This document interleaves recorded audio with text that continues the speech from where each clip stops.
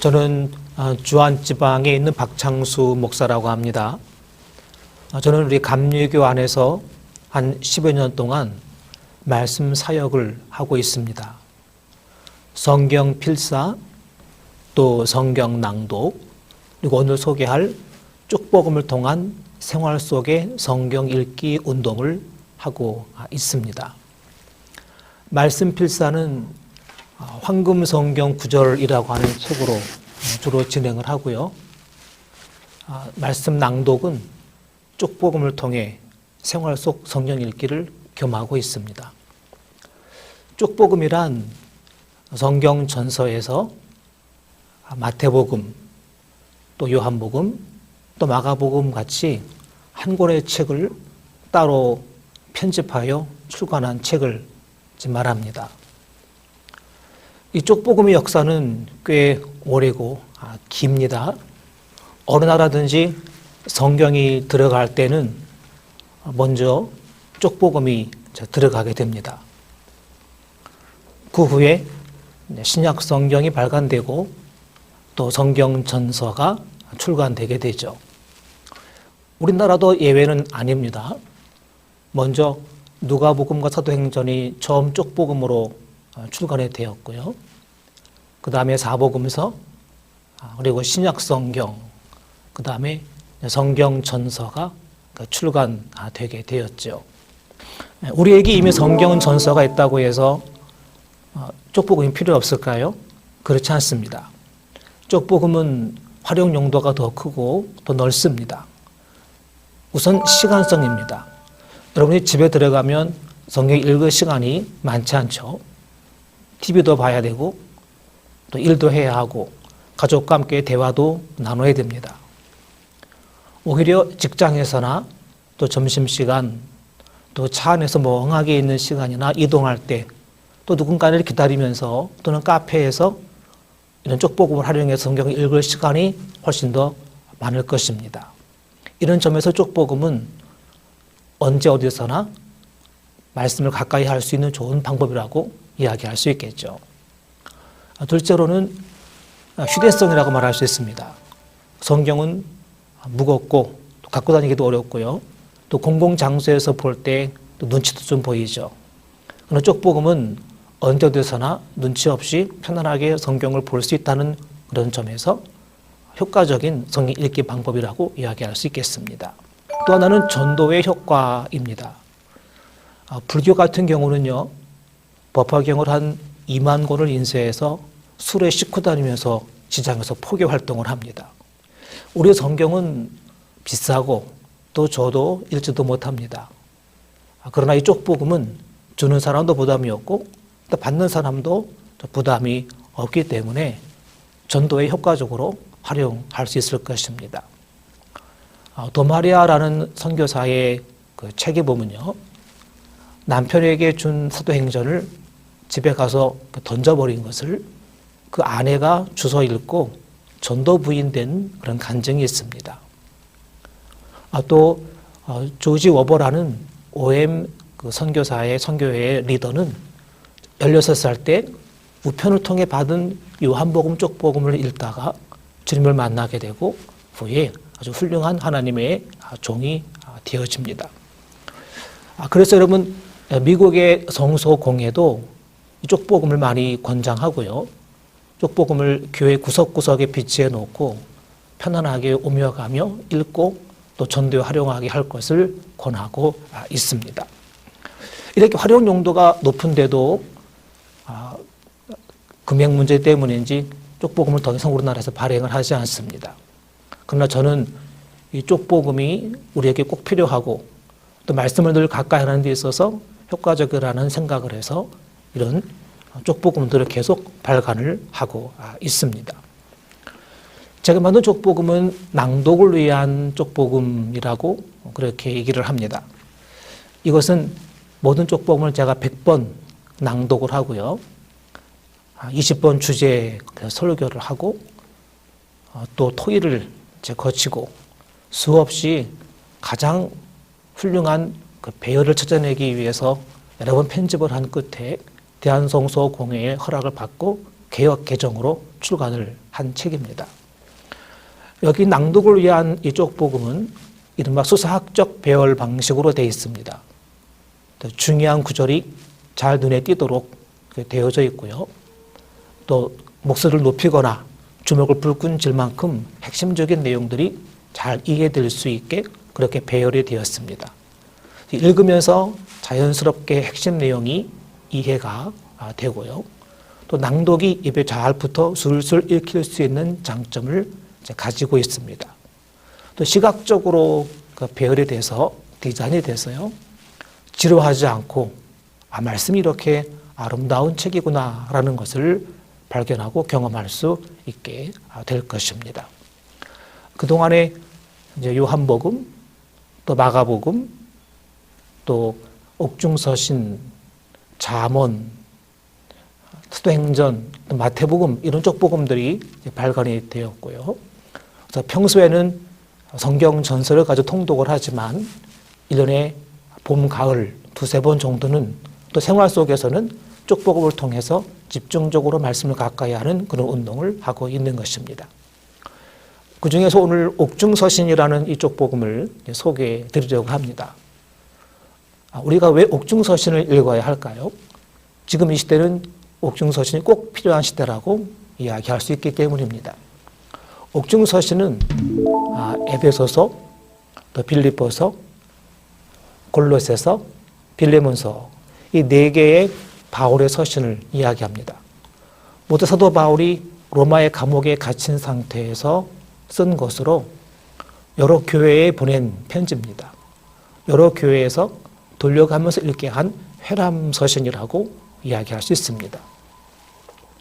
이 옥중서신은 네 권의 책이지만 이걸 하나의 책으로 이해할 때 그 의미가 더 깊이 살아나게 됩니다.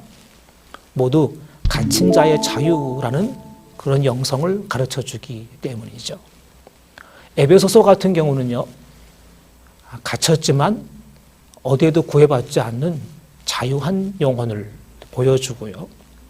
빌립보서는 가난하지만 기뻐하고 감사하는 신앙을 보여줍니다. 또 골로새서는 좁은 곳에 있지만 만유를 품고 만유를 노래하는 광활한 시야를 우리에게 보여주고요. 빌레몬서 같은 경우는 갇힌 중에도 오네시모를 전도하고 또 기도하고 오히려 여러 교회를 위해서 양육하고 염려하는 성숙한 사역의 현장을 보여줍니다. 즉 갇힌 중에도 사역은 계속되고 있다는 것을 보여주는 것이죠. 오늘 우리도 다 이 코로나 때문에 마치 가택연금 받은 것 같이 우리 육신은 자유롭지 못하지만 옥중서신을 통해 우리 영혼은 보다 더 자유로워질 수 있는 은혜를 경험할 수 있게 되기를 축원을 드립니다. 둘째로 이 옥중서신이 필요한 이유는 이 옥중서신은 교회의 서신이다라는 것입니다. 옥중서신은 교회에 보낸 편지입니다. 그 중에서 에베소서는 교회의 서신이라고 불리기도 합니다. 하나님은 교회를 택하셨습니다. 교회를 통해서 세상을 구원하시고요. 하늘의 각종 지혜를 교회를 통해 세상에 알려주십니다. 또 교회를 통해 세상을 붙들고 계시고 세상을 축복하십니다. 그러므로 교회가 무너지면 이 세상도 하늘의 문이 닫힌 것이나 마찬가지가 되죠. 세상은 교회를 비난할지 모르지만 우리 성도들은 우리 교회에 대한 확신 또 교회에 대한 자부심을 이 옥중서신을 통해 더 확고하게 할 수 있게 되기를 부탁을 드립니다. 세 번째로 옥중서신은 아주 완전한 그런 신앙의 종합 지침서라고 이야기할 수 있습니다. 여기에는 그리스도가 누구인지 또 크리스천은 누구인지 또 어떻게 살아야 되는지를 체계적으로 구성해 주고 있는데요. 그리스도를 소개하면서 그리스도는 하늘의 모든 보화와 지식이 감춰져 있는 보고로 소개하고 하나님의 모든 신성의 충만함이 그 안에 있다고 말합니다. 만물의 근본이요 으뜸이고 교회의 머리시며 하나님의 비밀이라고 소개합니다. 그리스도를 충분히 알면 알수록 우리는 더욱 담대해지게 되고 성숙하게 되겠지요. 또 성도가 누구인지에 대해서는 전에는 이제는을 비교합니다. 전에는 그리스도 밖에 있을 때는 우리가 약속 밖에 있었고 이러이러한 자들이었다.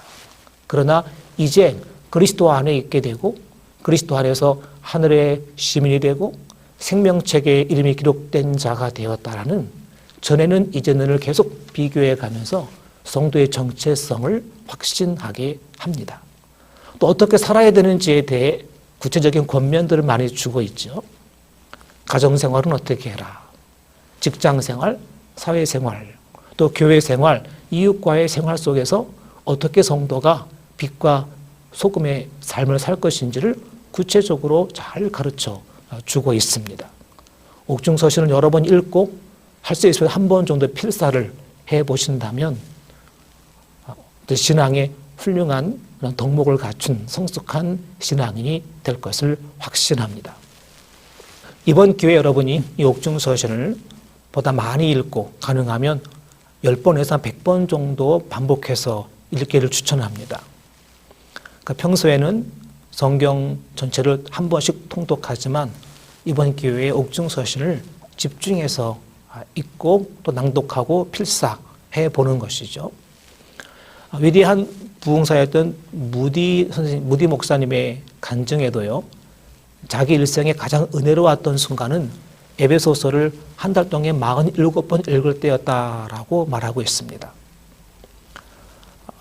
은혜교회에서는 마가복음으로 쪽복음 집중 읽기를 했는데 어떤 장로님은 자그마치 110번을 읽었고요. 110번을 읽는 동안에 묵혔던 기도 제목들이 다 응답되는 것을 간증을 하셨습니다. 서울 성소교회의 어떤 분은 사도행전으로 쪽복음 읽기를 할 때 323번을 읽은 분도 계시고요. 이제 끝으로 지금은 코로나 시대입니다.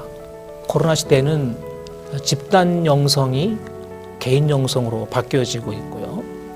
또 성전 중심적인 신앙보다는 생활 속의 그 신앙이 강조되고 있습니다. 이럴 때 개인 영성으로는 성경 필사가 매우 효과적이고요. 또 생활 속의 말씀, 생활 속의 신앙은 쪽복음과 함께 성경 읽기를 병행하면 효과적이지 않을까라고 생각을 합니다. 여러분 이 전도지로 쪽복음을 한번 활용해 보십시오. 우리 기독교의 가장 위대한 성자였던 어거스틴의 일화가 있습니다. 그가 어느 날 위로부터 음성을 듣습니다. 톨레에게 들어서 읽어라. 그때 그 앞에 성경이 마침 있었는데 로마서 13장이 펼쳐져 있었습니다. 그걸 읽는 순간 그의 마음에 회심의 사건이 일어나게 되고 위대한 감독이 되죠. 여러분 여기서 들어서 읽어라는 음성은 하나님이 들려줍니다. 또 그것을 읽을 때 그 마음에 변화가 일어나는 것도 성령의 역사입니다. 그러나 그의 앞에 성경을 갖다 놓는 것은 사람이 하는 것입니다. 여러분이 이 쪽복음을 누군가에게 선물할 수 있습니다. 그러면 그 쪽복음을 읽을 수 있는 상황, 또 읽을 때에 그 마음의 감동과 변화는 하나님이 하십니다. 우리는 그들 앞에 이 쪽복음을 갖다 놓기만 하면 나머지는 하나님이 하실 것입니다. 그가 버려도 다른 사람이 또 주어 읽고 구원을 받고 은혜를 경험할 수도 있지 않겠습니까? 그래서 어떤 분은 군대에서 하루에 한 명씩에게 쪽복음을 주는 분도 있고요. 또 일주일에 한 사람씩에게 쪽복을 주면서 전도하는 그런 분도 계십니다. 이번 봄 기회에 옥중서신을 통해 그리스도를 만나고 풍성한 은혜의 세계에 들어갈 수 있게 되기를 주님의 이름으로 축원을 드립니다. 감사합니다.